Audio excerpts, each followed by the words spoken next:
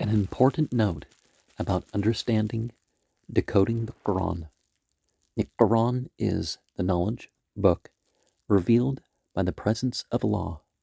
No words or literal concepts pertaining to the presence of Allah can be valid. Perhaps we may refer to the original of the Quran as being written in the language of Allah. For if, as the Arab polytheists claimed, Muhammad, peace of God and prayers be upon him, had written the Quran, then we could have said the Quran has been originally written in the Arabic language.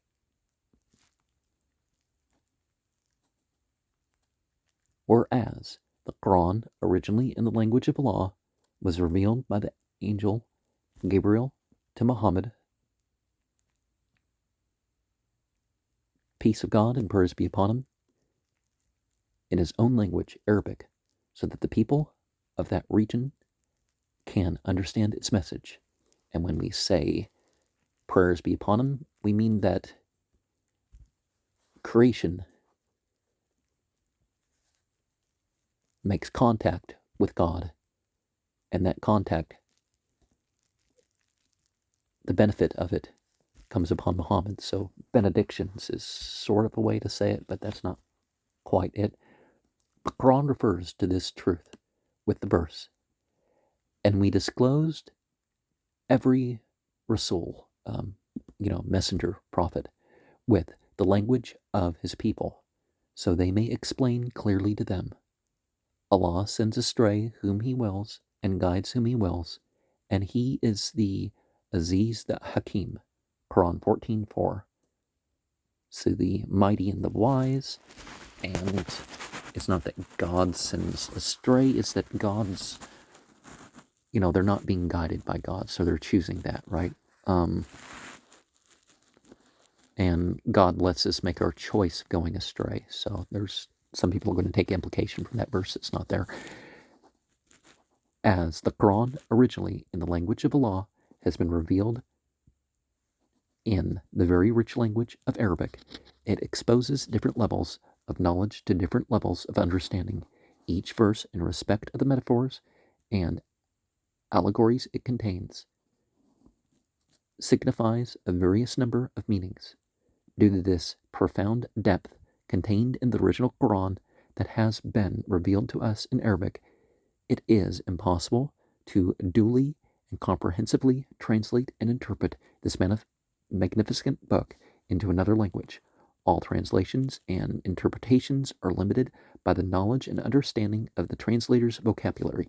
Hence, all such works are like excerpts from this magnificent source of knowledge. At this point, I'd like to draw your attention to an important detail.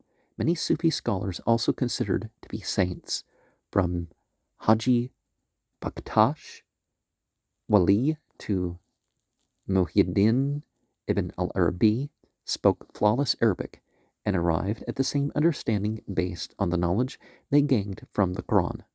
On the other hand, followers of orders such as Wahhabism, let us remember that a lot of immigrants from Saudi Arabia will have no clue what Wahhabism is, because they were basically called the Wahhabin, the Unitarians, and the problems that the three different periods of Saudi government have had, you can't necessarily blame on Ibn Abdul Wahhab or Ibn Taymiyyah, who consider Muhyiddin ibn al-Arabi and the Sufi tradition to be blasphemous. Well, if they honestly believe differently, it's not blasphemous, but that's the English word that a lot of people would use for it. It's more like they've sinfully innovated or something, right? Is what they claim. Also possess an immaculate understanding of the Arabic language and arrive at their judgment based on the same Quran. Well, it's more along the lines of a Calvinist sort of thing, where they, rather than the idea that only a few things are forbidden, they just assume that everything not listed as permitted is also forbidden.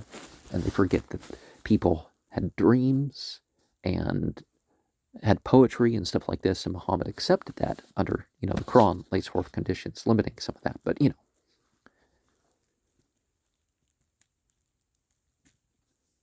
think about it.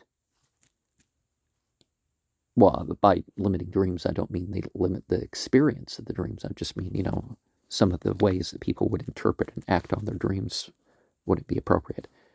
How did the eminent scholars and saints who had profound knowledge of the Arabic language, such as Abdul Qadir Jilani, Imam Ghazali, and Sheikh Naqshbandi, Abdul Karim al-Jili, Sayyid Ahmed Rufaiya, and Imam Rabbani understand and apply the Quran, and how others who also speak perfect Arabic